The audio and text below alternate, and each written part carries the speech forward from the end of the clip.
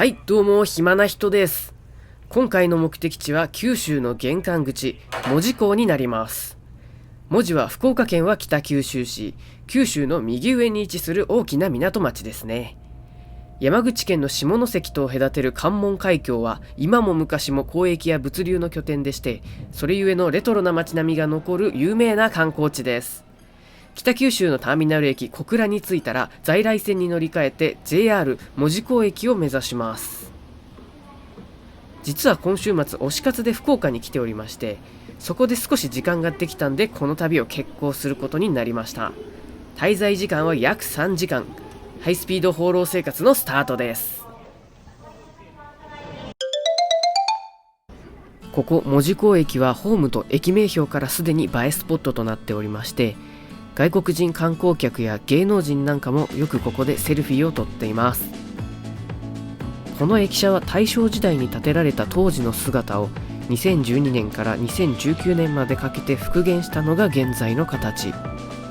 きらびやかな内装の中にしれっと券売機や緑の窓口、そしてスターバックスが鎮座しています。そして外観がこちらですね。ネオルネサンス様式という左右対称の作りが特徴的で、門を表現しているとも言われていますね。重要文化財に指定されている駅舎はこの門司港駅と東京駅丸の内駅舎の2つだけだそうです。駅の周辺には門司港レトロという文字通りレトロな街並みを楽しむ観光地があるほか、関門海峡の海景色も外せないですね。対岸にある山口県の下関とは本当に目と鼻の先。唐戸市場でフグを食べたいところですが、今日のところはぐっと我慢です。さて、門司の名物といえば焼きカレー。どうせだったら海のきれいなレストランでと思い訪れた関門海峡ミュージアムのレストランはなんと休業中でした。マジかー。できればこの関門海峡を行き交う船を眺めながらランチを楽しみたかったんですけどね。とはいえお昼時ですからね、超有名店なんかはすでに長蛇の列ができてましたんで、タイパを向上するためにものんびりはしてられませんと。ここ良さそうですね。そしてこちらがお目当ての焼きカレーでございます。グラタンとの違いが正直なところよくわからない。美味しいからいいんだけどね。卵大好きなんですよね。こちら卵が売りのお店だったのでオムライスとかなり悩みました。でもカレーでよかったかな。カレー、チーズ、そして卵、この組み合わせでまずくなるわけがない。カレーに関しては断然甘口派の私ですけれども、マイルドな味わいでペロリでしたね。そんな時にデザートの誘惑が。ってことでプリン頼んじゃった。プリップリだけど濃厚で美味しかったです。ただタイパ的にはだいぶやばい。のんびりしすぎてしまいました。急いで門司港レトロへ向かいます。ここでね、遊覧船で門司港レトロを一周したかったんですが、やってねー。今日ついてないな。なんかどっか景色の良いところで海を眺めたいんですけどね。門司港レトロにはタワーの31階から関門海峡が見れるスポットがあるんですが、ちょっと空模様が微妙なんだよね。入場料がかかるからちょっとどうしよっかな。ちなみに後々調べてみると、これ入場料300円でした。なら入ればよかったよね。あとね、門司港レトロは夜景もすごい綺麗なんだとか。うわー、気になるー。もし北九州市小倉エリアなどで宿泊される方は行ってみて、そして感想をぜひお聞かせください。お土産やカレー、そしてカフェがやたら多いですね。あとはバナナかな。門司はバナナの叩き売りの発祥の地だそうです。以前台湾が日本領だった際、最も近くなるこの門司港にたくさんバナナが荷揚げされ、市場で叩き売りが行われていた名残のようです。大連友好記念館は花が咲いててきれかった。中華料理屋さんが入ってるみたいですね、1階に。曇ってんな。であれば、もっと近くで関門海峡大橋を見てやろうじゃないかということで、西鉄バスに乗ってメカリ公園を目指します。ちなみにこれ、メカリって読めます？わしには無理じゃった。お、橋がかなり近くなりましたね。坂の上にある展望台まで歩いて数十分だそうです。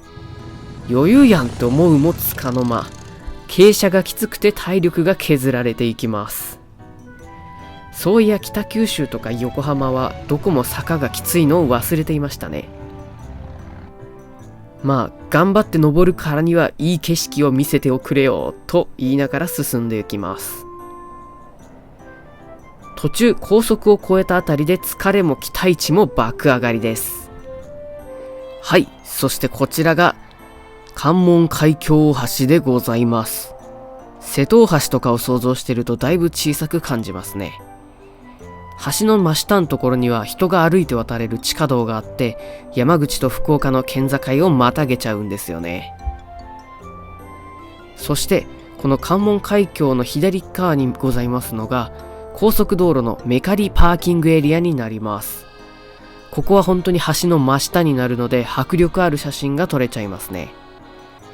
確か下関側にも似たようなパーキングがあったような、なかったような。そしてこちらが門司港の景色です。先ほど登るか迷ってたタワーが見えますね。そしてタワーの奥のところが門司港レトロのエリアになります。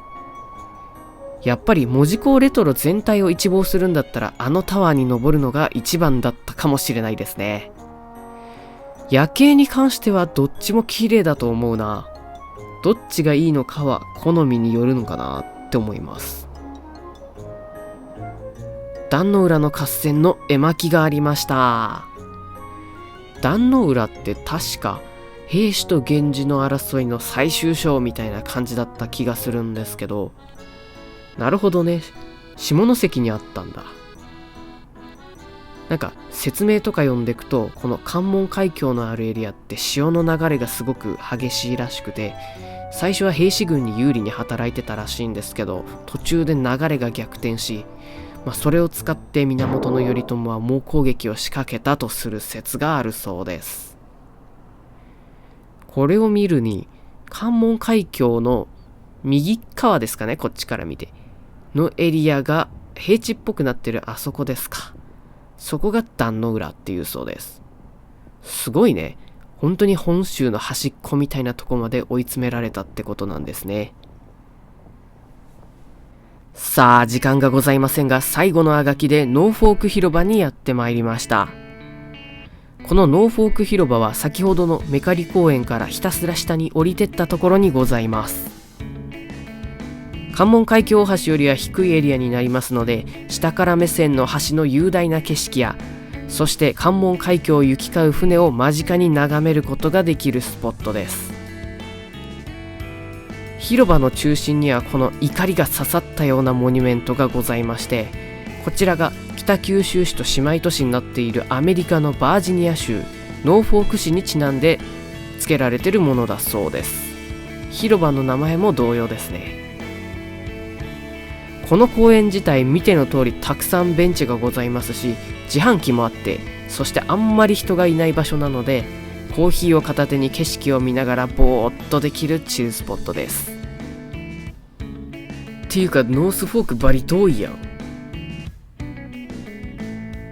帰りはノースフォーク広場駅から電車で門司港を目指します。